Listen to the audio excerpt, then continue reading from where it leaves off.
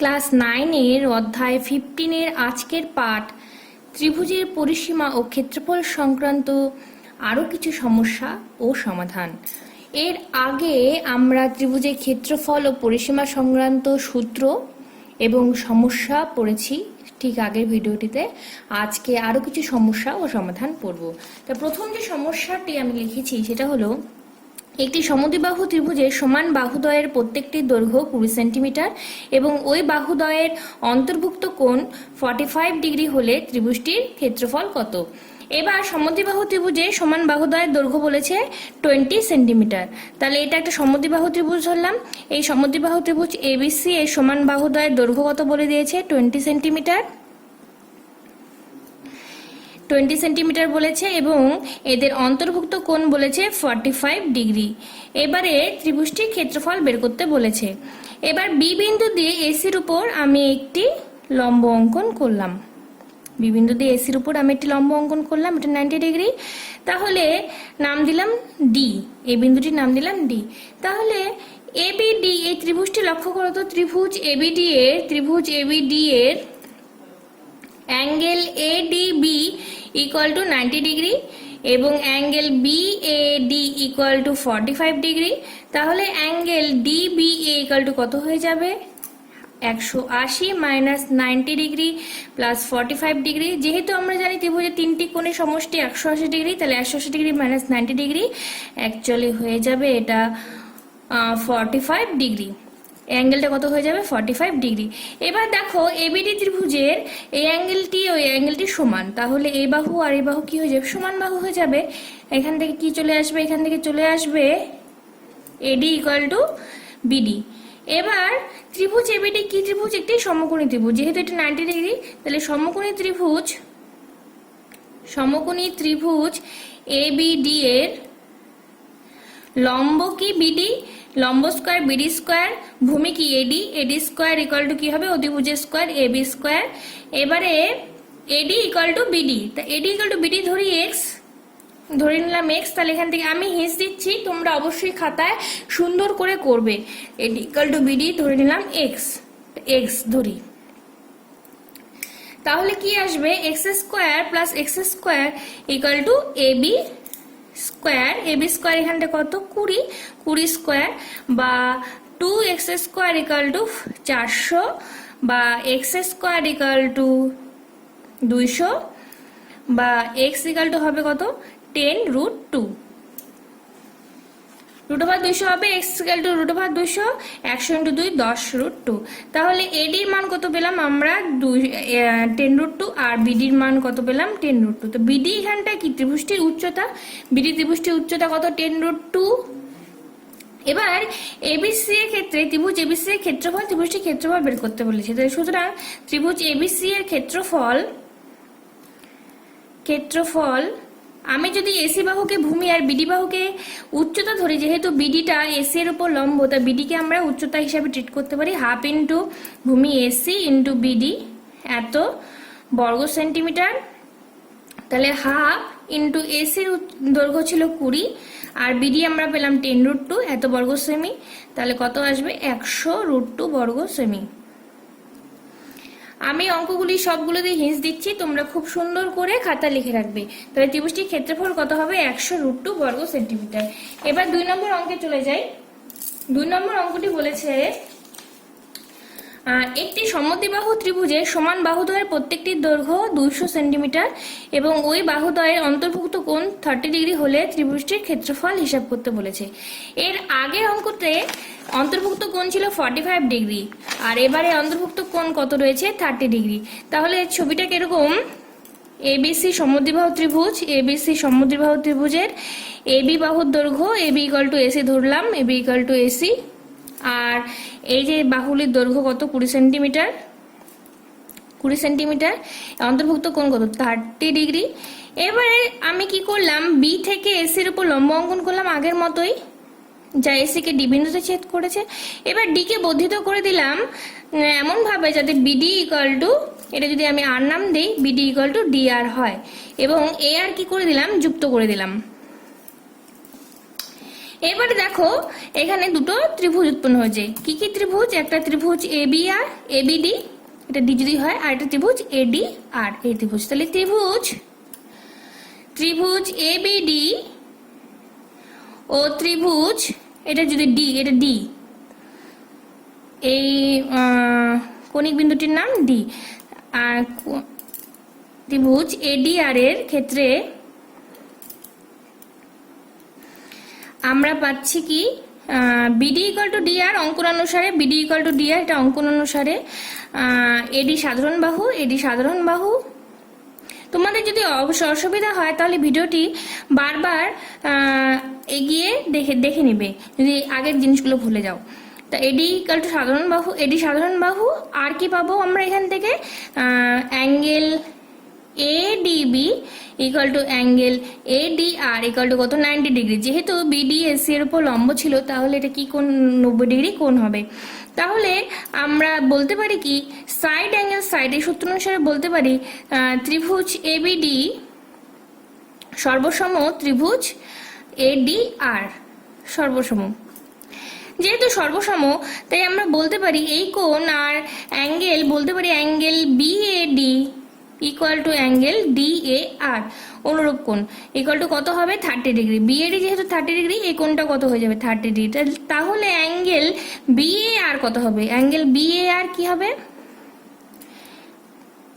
Angle BAR হবে কত? Angle BAD plus angle DAR, তাহলে কত হবে? 30 degree plus 30 degree equal to কত হয়ে যাবে? 60 ডিগ্রি।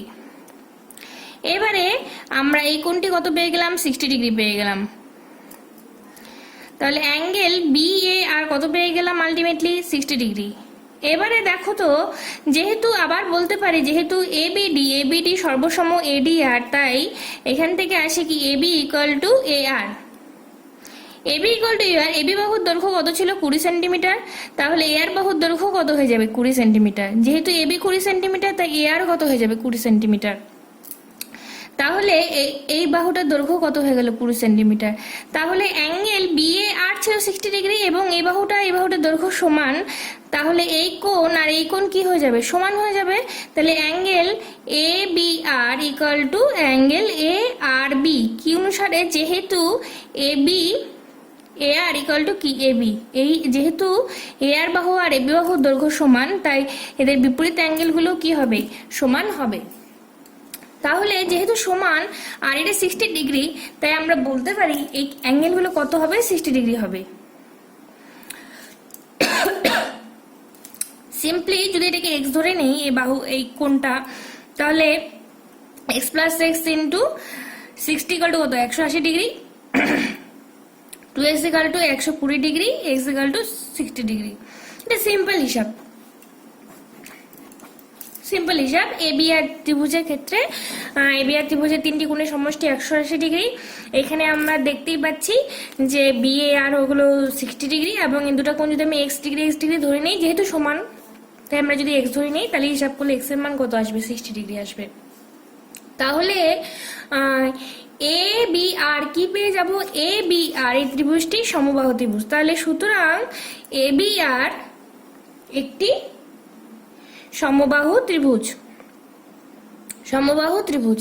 যেহেতু এবি আর সমবাহু ত্রিভুজ তাই আমরা বলতে পারি যে B R equal to AB equal to A R. এবার এবি এর মান কত ছিল? 20 সেন্টিমিটার। তাহলে 20 centimetre. B R equal to কত চলে আসলো? 20 সেন্টিমিটার।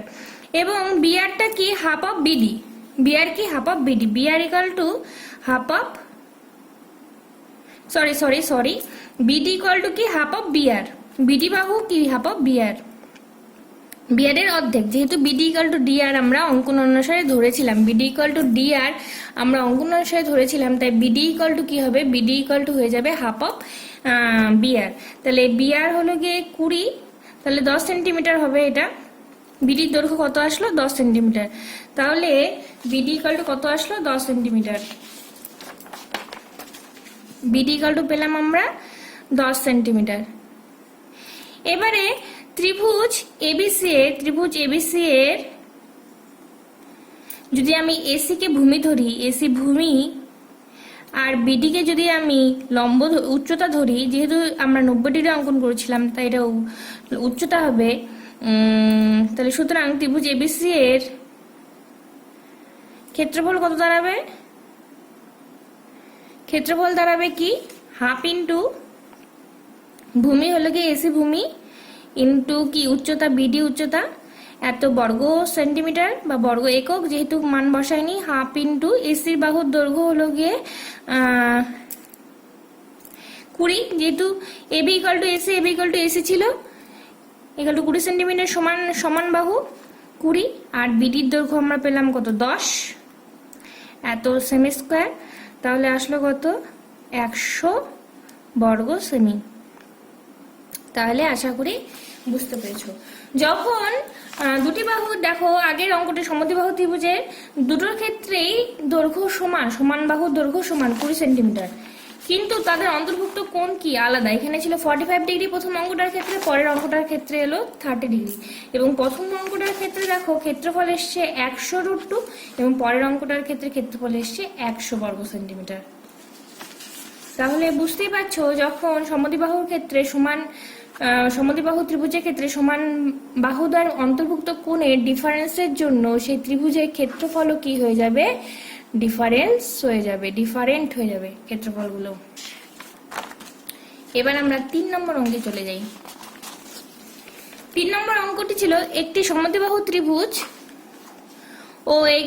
এবং বর্গক্ষেত্রের ক্ষেত্রফলের অনুপাত √3:2, বর্গক্ষেত্রটির কর্ণের দৈর্ঘ্য 60 সেন্টিমিটার হলে সমবাহু ত্রিভুজের পরিসীমা কত। সমবাহু ত্রিভুজের বর্গক্ষেত্রের ক্ষেত্রফল দেওয়া আছে, বর্গক্ষেত্রের কর্ণের দৈর্ঘ্য দেওয়া আছে 60 সেমি। তাহলে ধরি সমবাহু ত্রিভুজের আমি হিন্স দিচ্ছি, তোমরা সুন্দর করে খাতায় তুলে নিবে। একটি বাহুর দৈর্ঘ্য x সেন্টিমিটার, তাহলে প্রশ্নানুসারে কর্ণের দৈর্ঘ্য কি হবে, x সেন্টিমিটার না, সরি এখানটা ভুল হলো। বর্গক্ষেত্রে ধরি, বর্গক্ষেত্রের প্রতিটি বাহুর দৈর্ঘ্য x সেন্টিমিটার। তাহলে প্রশ্নানুসারে কর্ণের দৈর্ঘ্য বলা আছে কত 60, তাহলে √2 ইন্টু বাহু ইকাল টু কর্ণের দৈর্ঘ্য আমরা জানি ফর্মুলাটা, √2 ইন্টু x ইকাল টু কত 60, তাহলে বা x ইকাল টু কত হবে 60/√2। এবার √2 যদি কর্ণের নিরসন করে দেই 30√2 হবে, এখানটা ক্যালকুলেশন করলে আসবে। এবারে তাহলে বর্গক্ষেত্রের বাহু দৈর্ঘ্য কত আসলো 30√2, তাহলে বর্গক্ষেত্রটির ক্ষেত্রফল কি হবে, বর্গক্ষেত্রের ক্ষেত্রফল বাহু স্কোয়ার হবে, বাহু স্কোয়ার মানে 30√2 তার স্কোয়ার এত বর্গ সেন্টিমিটার ইকুয়াল টু 900 ইন্টু 2 এত বর্গ সেমি। এবারে এটা করতেও পারো, না করলেও চলবে, 1800 বর্গ সেমি, ক্যালকুলেশন না করলেও চলবে। আচ্ছা করে দিলাম। এটি সমবাহু ত্রিভুজের বর্গক্ষেত্রের ক্ষেত্রফলের অনুপাত বলেছে কত, এখন √3:2। তাহলে ধরি বর্গক্ষেত্রটি সমবাহু ত্রিভুজে ওটা ধরলেও সমবাহু ত্রিভুজের প্রতিটি বাহুর দৈর্ঘ্য একবার x ধরেছি বর্গক্ষেত্রের ক্ষেত্রে, তাই সমবাহু ত্রিভুজের ক্ষেত্রে আর x ধরা যাবে না, এখানে অন্য কিছু ধরতে হবে, ধরি y সেন্টিমিটার। তাহলে প্রশ্নানুসারে কি আসবে, এখানে বলা আছে যে সমবাহু ত্রিভুজের বর্গক্ষেত্রের ক্ষেত্রফল অনুপাত √3:2। সমবাহু ত্রিভুজের তাহলে কি হবে, যেহেতু বাহু দৈর্ঘ্য y √3/4, ক্ষেত্রফল কি হবে √3/4 ইন্টু বাহু স্কোয়ার y স্কোয়ার, আর বর্গক্ষেত্রের ক্ষেত্রফল কত আসছে 1800 ইকুয়াল টু কত হবে √3/2। তাহলে √3 কাটা গেল, y²/4 into 1800 equal to half 2, তাহলে y² ইকুয়াল টু বা লিখতে হবে এখানটায়, বা এখানে না লিখলে কিন্তু নাম্বার কাটা যাবে 3600, বা y ইকুয়াল টু কত আসবে 60। তাহলে সমবাহু ত্রিভুজের প্রতিটি বাহুর দৈর্ঘ্য কত আসলো 60, তাহলে সমবাহু ত্রিভুজের পরিসীমা কি হবে, সুতরাং সমবাহু ত্রিভুজের পরিসীমা আসবে 3 ইন্টু 60, যেহেতু প্রতিটা বাহুর দৈর্ঘ্য সমান সেন্টিমিটার 180 সেন্টিমিটার। আশা করি তোমরা বুঝতে পেরেছো। এবার নেক্সট অঙ্কে চলে যাই। একটি সমকোণী ত্রিভুজের অতিভুজের দৈর্ঘ্য ও পরিসীমা যথাক্রমে 13 সেন্টিমিটার ও 30 সেন্টিমিটার। ত্রিভুজটির ক্ষেত্রফল কত? কি বলছে? অতিভুজের সমকোণী ত্রিভুজে অতিভুজের দৈর্ঘ্য বলে দিয়েছে, অতিভুজের দৈর্ঘ্য বলেছে 13 সেন্টিমিটার এবং পরিসীমা বলেছে 30। তাহলে ধরি এবিসি সমবাহু ত্রিভুজ, সমকোণী ত্রিভুজ, এবিসি সমকোণী ত্রিভুজের ধরি এবি হলো কি লম্ব, AB equal to x centimetre, আর বিসি হলো কি ভূমি, BC equal to y centimetre. এবারে প্রশ্নানুসারে অতিভুজ যেহেতু বলা আছে, পিথাগোরাস উপপাদ্য অ্যাপ্লাই করতে পারি। লম্ব স্কোয়ার প্লাস ভূমি স্কোয়ার ইকুয়াল টু কত হবে? অতিভুজের স্কোয়ার, 13 স্কোয়ার। তাহলে এখান থেকে আসছে x square plus y square equal two 169। এবারে দেখো আরেকটি বলে দিয়েছে যে পরিসীমা কত বলেছে? 30। তাহলে সম্ভব ত্রিভুজের পরিসীমা আবার দ্বিতীয় প্রশ্ন অনুসারে কি আসবে? AB plus BC plus AC, এই তিনটা বাহুর যোগফল কত আসবে? 30। এবার এবি বাহুর দৈর্ঘ্য ছিল কত? x, বিসি বাহুর দৈর্ঘ্য ছিল y, আর এসি বাহুর দৈর্ঘ্য আমরা কি জানি? 13 ইকুয়াল টু 30, বা x plus y equal to কত? 30 মাইনাস 13 ইকুয়াল টু 17। এখান থেকে যদি আমি x প্লাস ওয়াই কে বর্গ করে দিই তাহলে কত আসবে? 17 square. x plus y whole square equal to 17 square. তাহলে এখানটা করলে আসবে x square plus y square plus 2xy equal to 17 square করলে আসে 289, বা x স্কোয়ার বা ওয়াই স্কোয়ার মানটা বসিয়ে দেবো 169 প্লাস 2xy ইকুয়াল টু 289, বা 2xy ইকুয়াল টু কত আসবে? 289 মাইনাস 169 ইকুয়াল টু 120, বা xy ইকুয়াল টু কত আসবে? 60। এবারে ত্রিভুজটির ক্ষেত্রফল, সুতরাং ত্রিভুজটির ক্ষেত্রফল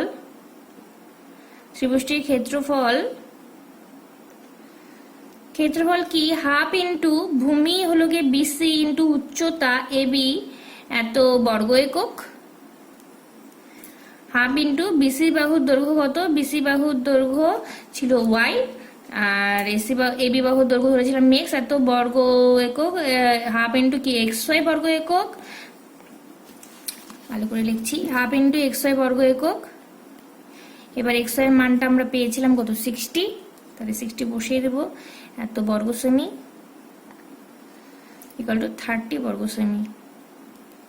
তাহলে দেখলাম সমকোণী ত্রিভুজের পরিসীমা 30 সেন্টিমিটার আর হলো গিয়ে ক্ষেত্রফল 30 বর্গ সেন্টিমিটার।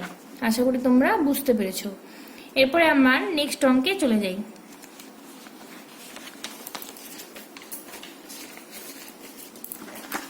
নেক্সট অঙ্কটি হলো 3 সেমি, 4 সেমি ও 5 সেমি দৈর্ঘ্যের বাহু বিশিষ্ট একটি সমকোণী ত্রিভুজাকার ক্ষেত্র থেকে একটি সর্ববৃহৎ বর্গাকার ক্ষেত্র এমনভাবে কেটে নেওয়া হলো যার একটি শীর্ষবিন্দু ত্রিভুজটির অতিভুজের উপর অবস্থিত। বর্গাকার ক্ষেত্রটির বাহুর দৈর্ঘ্য হিসাব করতে বলেছে। তাহলে 3 সেমি, 4 সেমি, 5 সেমি, এখানে বুঝতেই পারা যাচ্ছে সমকোণী ত্রিভুজের ক্ষেত্রে 5 সেন্টিমিটার হবে অতিভুজের দৈর্ঘ্য, 3 সেন্টিমিটার যে কোনো একটা লম্ব ধরে নিলাম, 4 সেন্টিমিটার ভূমিটা ধরে নিলাম। এবারে একটি বর্গক্ষেত্র অঙ্কন করলাম। বর্গক্ষেত্র এবিসি যদি সমকোণী ত্রিভুজে হয়, এবার নাম দিয়ে দিই ডি ই এফ। এই এফ বিন্দুটি, বর্গক্ষেত্রে এফ বিন্দুটি কি? অতিভুজের উপর অবস্থিত। বর্গক্ষেত্রটির বাহুর দৈর্ঘ্য বের করতে বলেছে, এই বাহুর দৈর্ঘ্যটা বের করতে বলেছে। আমি কি করলাম? বিএফ যুক্ত করে দিলাম। এবারে সমকোণী এবিসি সমকোণী ত্রিভুজের ক্ষেত্রফল আমরা বের করতে পাবো। ক্ষেত্রফল কি হবে? হাফ ইন্টু ভূমি 4, ভূমি বিসি ভূমি, আর উচ্চতা হলো গিয়ে এবি 3 সেন্টি, এত বর্গ সেন্টিমিটার স্কোয়ার। তাহলে কত হবে? 6 বর্গ সেন্টিমিটার। এবারে এবিসি সমকোণী ত্রিভুজের ক্ষেত্রফল পেলাম। এবার দেখো তো এই এবিসি সমকোণী ত্রিভুজকে বিএফ দুটো আলাদা ত্রিভুজে ভাগ করে দিয়েছে। তাহলে ত্রিভুজ বিএফসি এই ত্রিভুজাকার ক্ষেত্রে ক্ষেত্রফল প্লাস ত্রিভুজ বিএফএ, এই ত্রিভুজাকার ক্ষেত্রে ক্ষেত্রফলের যোগফলের সমান কি হবে? ত্রিভুজ এবিসি এর ক্ষেত্রফল। টোটাল ত্রিভুজটাকে বিএফ দুটো ভাগে ভাগ করেছে, একটা ভাগ কি এবিএফ, আরেকটা হলো কি বিসিএফ বা বিএফসি। যোগ করলে কি হবে? এই দুটো আলাদা ত্রিভুজ যোগ করলে টোটাল এবিসি ত্রিভুজাকার ক্ষেত্রটার কি ক্ষেত্রফল পাবো। এর আগে আমি এবিসি ত্রিভুজ সমকোণী ত্রিভুজের ক্ষেত্রফল সমকোণী ত্রিভুজের সূত্রের সাহায্যে বের করে নিয়েছি। এবার বিএফসি ত্রিভুজের ক্ষেত্রফল কি হবে? হাফ ইন্টু বিসি, আর যেহেতু বর্গক্ষেত্রে প্রতিটি বাহু লম্ব তাই এফই হবে কি? ওর উচ্চতা। বিএফসি ত্রিভুজের এফইটা কি হবে? উচ্চতা। আর এখানটায় বিএফএ ত্রিভুজের হাফ ইন্টু এবি কে ভূমি ধরলাম, আর হলো গিয়ে ডিএফ হবে কি? ওর উচ্চতা, ইকুয়াল টু এবিসি ক্ষেত্রফল ছিল 6, বা হাফ ইন্টু বিসি বাহুর দৈর্ঘ্য হলো গিয়ে 4, ইএফ জানি না, বর্গক্ষেত্রে প্রতি বাহুর দৈর্ঘ্য ধরে নিয়েছি এক্স ধরলাম, ধরি বর্গক্ষেত্রে ধরি ডিবিইএফ বর্গক্ষেত্রের প্রতিটি বাহুর দৈর্ঘ্য এক সেন্টিমিটার। তাহলে হাফ ইন্টু এবি হলো গিয়ে 3, আর ডিএফটা হলো গিয়ে বর্গক্ষেত্রে একটি বাহু এক্স ইকুয়াল টু 6, বা 2x plus 3/2x equal to 6। Calculation করলে আসে 7x/2 ইকুয়াল টু 6, বা x ইকুয়াল টু 12/7, বা 1 পূর্ণ 5/7। তাহলে বর্গক্ষেত্রে প্রতিটি বাহু দৈর্ঘ্য হবে কত? তাহলে বর্গাকার